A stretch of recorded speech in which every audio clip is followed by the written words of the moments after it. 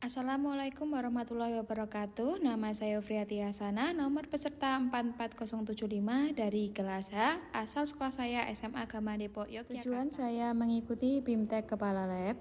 Yang pertama, dapat meningkatkan kompetensi saya sebagai kepala laboratorium. Yang kedua, dapat meningkatkan kompetensi dalam aspek manajemen dan pengelolaan laboratorium. Tujuan yang ketiga, dapat memanfaatkan sarana dan prasarana yang ada di laboratorium untuk menunjang kegiatan pembelajaran di sekolah. Tujuan yang keempat, dapat memahami aspek keselamatan dan kesehatan laboratorium yang harus ada dan harus diterapkan di laboratorium. Manfaat yang saya dapat selama mengikuti BIMTEK Kepala Lab di UPI Bandung tahun 2025 ini adalah mendapatkan banyak sekali ilmu mengenai tugas dan fungsi kepala lab. Yang kedua, saya dapat meningkatkan kompetensi akademis dan praktis sebagai kepala lab. Yang ketiga, saya mendapatkan penambahan pemahaman mengenai tugas dan fungsi kepala lab yang semestinya. Yang keempat, saya mendapatkan pemahaman yang lebih mendalam bagaimana mengelola dan memanajerial laboratorium. Selanjutnya, manfaat yang saya dapat adalah saya dapat melaksanakan keterampilan praktis saya untuk mengimplementasikan kesehatan dan keselamatan kerja di laboratorium. Reaksi kimia adalah proses perubahan zat menjadi zat baru.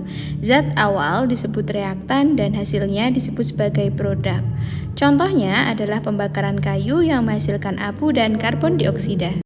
Contoh reaksi kimia dalam kehidupan sehari-hari. Yang pertama memasak, yaitu adanya perubahan bahan makanan karena panas. Yang kedua, reaksi fotosintesis. Tumbuhan mengubah karbon dioksida dan air menjadi glukosa. Selanjutnya, reaksi korosi. Besi bereaksi dengan oksigen membentuk karat. Dan pembuatan sabun merupakan reaksi saponifikasi lemak dengan basa kuat. Berikut ciri-ciri terjadinya reaksi kimia. Yang pertama, adanya perubahan warna. Yang kedua, terjadinya pembentukan endapan. Yang ketiga, adanya pembentukan gas, adanya perubahan suhu, dan yang terakhir adanya perubahan pH. Jenis-jenis reaksi kimia yang pertama adalah reaksi kombinasi. Terjadi karena dua atau lebih reaktan yang membentuk satu produk. Reaksi dekomposisi terjadi jika satu reaktan membentuk dua atau lebih produk.